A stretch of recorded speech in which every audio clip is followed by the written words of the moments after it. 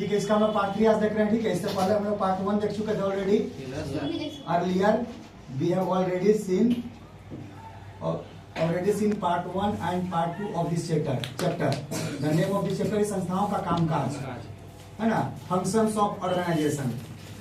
तो बताते हैं देश का सबसे बड़ा संस्था कौन है?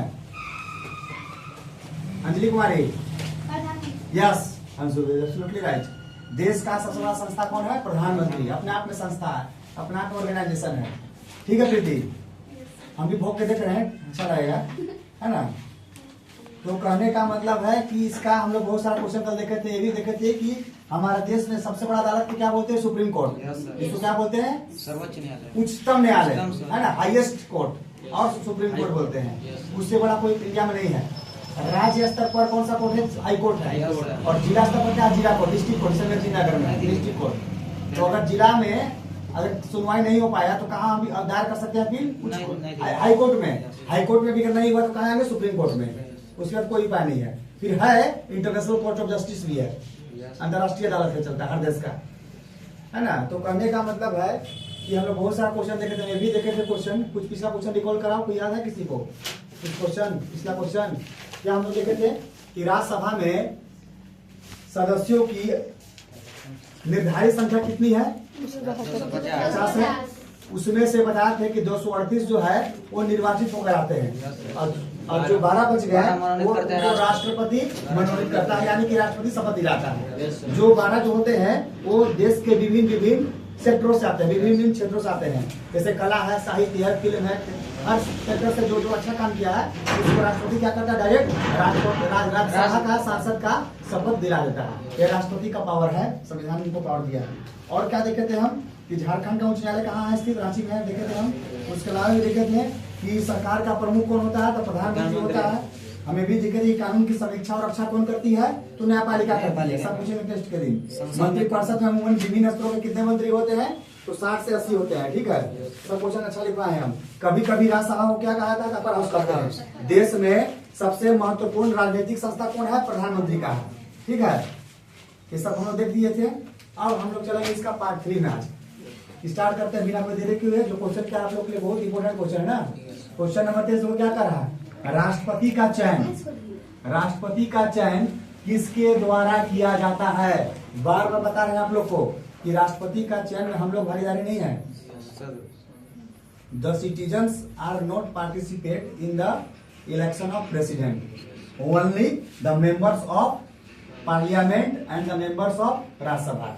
केवल संसद के सदस्य और राज्य विधानसभाओं के सदस्यों द्वारा होता है। उसमें हम लोग का कोई रोल नहीं है, हम लोग का कोई रोल नहीं है। ठीक है, तो सुन लो, भारत में जो राष्ट्रपति का चुनाव होता है, नाम तय कौन करता है? सरकार तय करता है। हर पार्टी से नाम जाता है, पार्टी हर नाम से जाता है, लेकिन एक नाम पर सहमति होता है और उसका फैसला कौन करता है? संसद के सदस्य और राज्य विधानसभा के सदस्यों द्वारा। सिंपल भाषा में बोलो तो राज्यसभा का सदस्य, संसद का सदस्य, मतलब संसद मतलब क्या?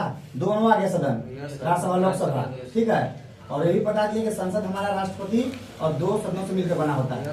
तो संसद का मतलब दोनों सदन, और जो राज्य का जो विधानसभा होता है ना, उन लोगों का सदस्य भी लेता है। यानी कि विधानसभा में विधायक का जो सदस्य है, विधायक लोग, उन लोग भी भाग लेता है इसमें। तो तुमसे पूछेंगे, बताओ संध्या कुमारी, राष्ट्रपति का चयन किसके द्वारा होता है? सर, संसद के सदस्य और राज्य विधानसभा के सदस्यों द्वारा होता है। जो कि क्या होता है? ये अप्रत्यक्ष तरीके से होता है। जो क्या होता है? ये अप्रत्यक्ष तरीके से होता है। 8वां क्लास में पढ़ा रहे हैं, याद रखिएगा, अप्रत्यक्ष तरीके से होता है। ये दिखता नहीं है, हम लोग नहीं लिखते भागीदारी। लेकिन जब इधर सांसद और विधायक का चुनाव होता है तो दिखता है, हम लोग देते हैं वोट, ये प्रत्यक्ष चुनाव है। लेकिन ये क्या होता है? अप्रत्यक्ष, है ना। याद रखना, क्वेश्चन ऐसे ही पूछ देगा कि राष्ट्रपति का चुनाव किस तरीके से होता है? तो अप्रत्यक्ष तरीके से होता है। 8वां पढ़ा रहे ऑलरेडी। आगे देखिए, कैबिनेट या मंत्रिमंडल को कार्य करने में मदद कौन करता है? कार्य मतलब कोई भी कार्य है। जैसे सरकार किससे बनता है? जनता के हित के लिए।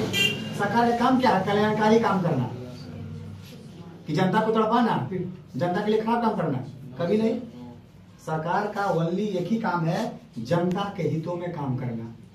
तो कह रहा है कि कैबिनेट या मंत्रिमंडल को कार्य करने में हेल्प कौन करता है? तो कैबिनेट सचिवालय, जिसको इंग्लिश में क्या बोलते हैं?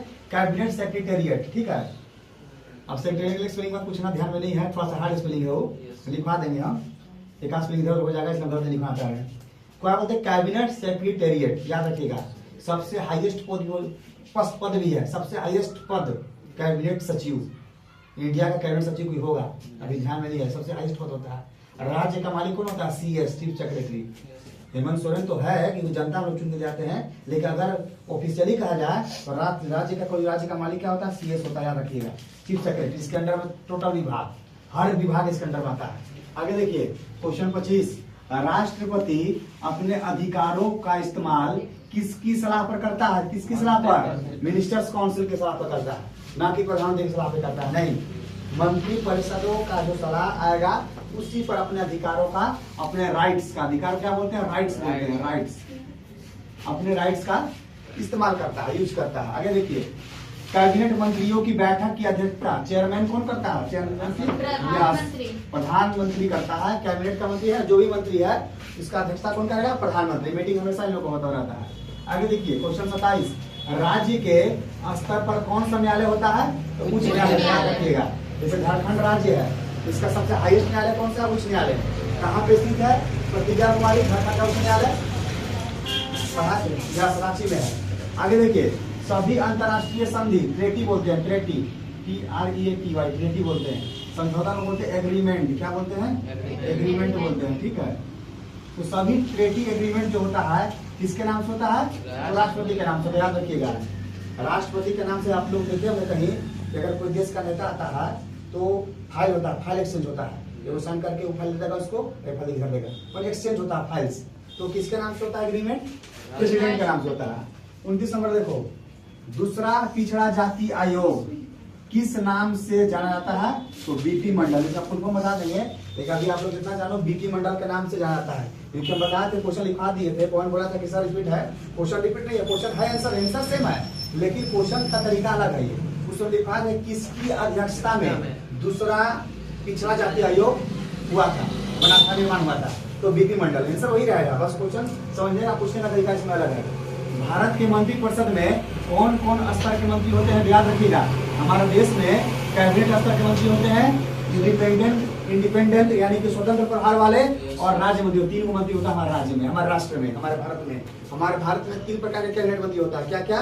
कैबिनेट स्तर के मंत्री होते हैं, स्वतंत्र प्रभार वाले राज्य मंत्री, और एक सिंपल होता है राज्य मंत्री। ये तीनों होता है, याद रखना, पूछ देंगे हम क्वेश्चन घुमा के पूछेंगे। हम पूछेंगे BP मंडल से क्या है?